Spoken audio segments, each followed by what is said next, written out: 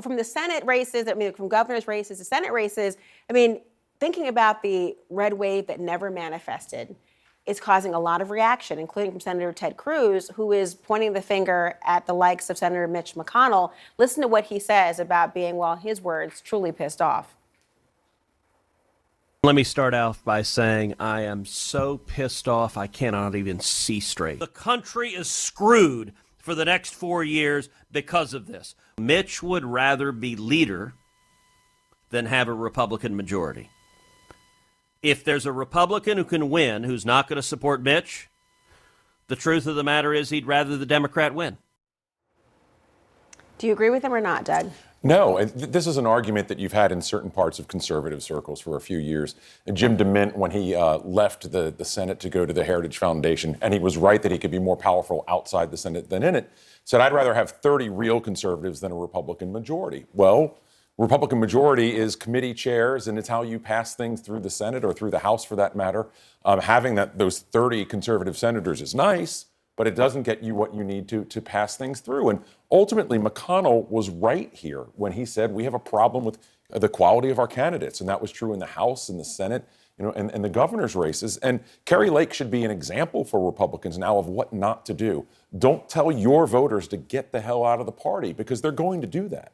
You know, one thing about the idea of who might have been right or maybe vindicated in a subtle way here is Congresswoman Liz Cheney, right, who has made a great deal of discussions and points about the idea of trying to reclaim the Republican Party. Listen to what she had to say when she was speaking at the University of Chicago just a few days ago about what Republicans, she said, need to do.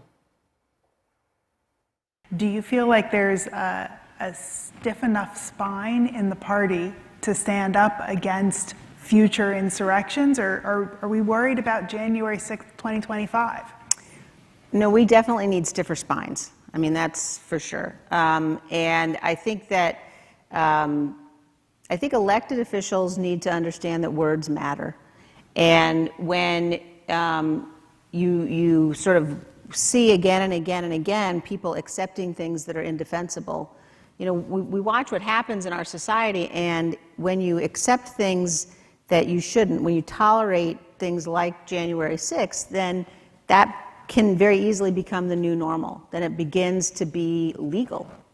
And I think that's a big danger for us. I mean, it's kind of funny, Ashley, to see her sort of lurking in the shadows there, because in many ways, her shadow was cast on these elections as somebody who even supported Democrats in some instances because she wanted people to understand about democracy being on the line. But her point is Republicans need to have stiffer spines in order to even compete in the future election. You talk about the long game a lot. Do they need stiffer spines, and do they actually have it?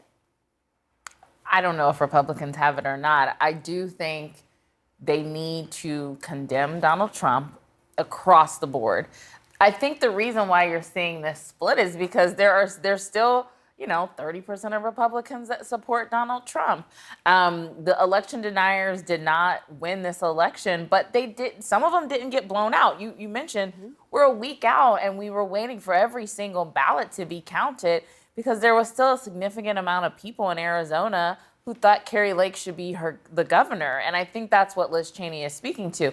I agree. I don't think anyone, like when the court says no, you did not win and you don't have legal recourse, but we cannot make it commonplace where election deniers can still thrive and be actual candidates, because when they are, let's rewind a year or so ago, we have people like the cyber ninjas wasting taxpayer dollars running these sham fraudulent audits that we know didn't actually need to happen, and the results still stayed the same. So I don't know if Republicans will have a stiff enough spine to say no to Donald Trump. We'll see tomorrow after this announcement. I mean, if he announces, right? And part of the issue, I mean, the idea of having a spine, Alex, these issues here in instances is it really is contingent on whether the so-called leader of the Republican Party, Donald Trump, will vie to be the next president yet again. And just listen to this. You had a number of people who've been saying just today alone that Trump is bad for the party, from Governor Baker to Larry Hogan. Listen to this.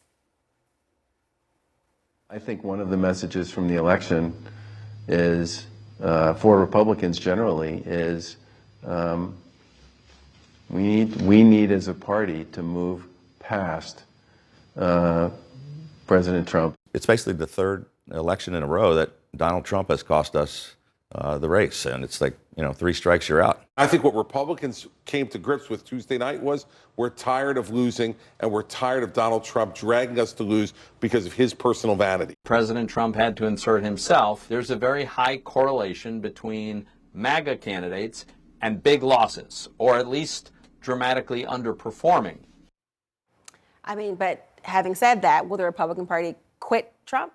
Well, what all 4 of those men have in common is that they're not facing Republican primary voters again anytime soon, right? Maybe Larry Hogan will run for president in 2024, and we'll see how A kind of that liquid courage argument for them goes. then. But yeah, I mean, Charlie Baker declined to run for re-election rather than face a Trump-endorsed primary challenger, and that cost the GOP really badly in Massachusetts. Laura, I think the voices that it's worth really watching out for are the Republicans who got reelected this month without playing the Trump game, right? So someone like Brian Kemp in Georgia, Trump made it his personal mission to destroy him because he didn't try to overturn the 2020 election. And first, Brian Kemp demolished David Perdue in the Republican primary for governor, and then he beat Stacey Abrams by a very solid margin in the general election. Does somebody like him speak up and say, I know how to win, I've done it better than Donald Trump, and it's time for the party to move on? He hasn't said that kind of thing yet. And I do think that's the kind of voice,